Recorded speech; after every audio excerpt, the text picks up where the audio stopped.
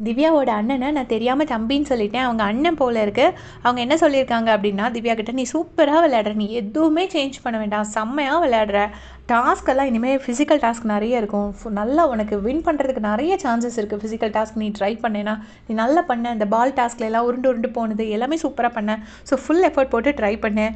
ஆனால் ஏதாவது ஒரு விஷயம் சொல்ல வரும்போது மட்டும் ஸ்டார்டிங்லேருந்தே ஆரம்பிக்கிற, அன்னைக்கு காலையில் 6 மணிக்குங்கிற மாதிரி ஆரம்பிக்கிற அப்படின்னு சொல்கிறாரு. சோஷியல் மீடியாவில் ட்ரால் பண்ணதை பார்த்துட்டு சொல்கிறாரு.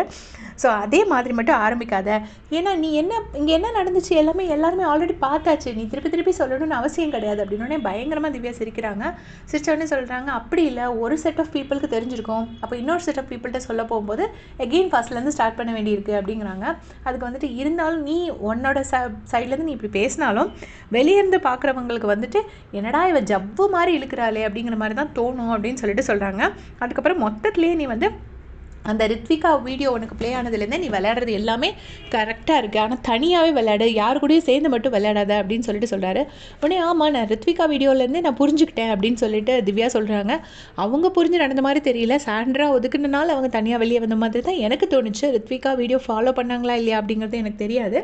அதுக்கப்புறம் என்ன சொன்னாங்கன்னா, விஜய்ஸ் எபிசோடில் பேசும்போது கரெக்டாக கேட்குற பாயிண்ட்டை மட்டும் சொல்லு அப்படிங்கிறாங்க. உடனே வந்துட்டு அவர் உன்னோட முடி நல்லா இருக்குன்னுலாம் சொன்னார் அப்படின்னோடனே, ஆமாம் முடி நல்லா இருக்குன்னு சொன்னோடனே பயங்கர சந்தோஷமாக இருந்துச்சு. எனக்கு என்னென்னா அவரை ஹோஸ்ட்டாகவே தோண மாட்டேங்குது, நம்ம நேரில் பார்த்து டிவியில் பார்த்தவங்களா, ஸோ ஐயோ அவர்கிட்ட போய் நம்ம திட்டு வாங்குறோமேன்னு எனக்கு ஒரு மாதிரி இருக்குது அப்படின்னு சொல்லிட்டு சொல்கிறாரு. நானும் அப்படி தான், அவரை எப்போவுமே ஹோஸ்ட்டாகவே பார்க்க மாட்டேன், ஆக்டர் விஜய் சேதுபதியாகவே தான் என் கண்ணுக்கும் தெரிவார். அதை தான் அவங்க சொல்கிறாங்க. சொல்லிட்டு இவர்கிட்ட திட்டு வாங்கணுமான்னு இருக்குன்னு.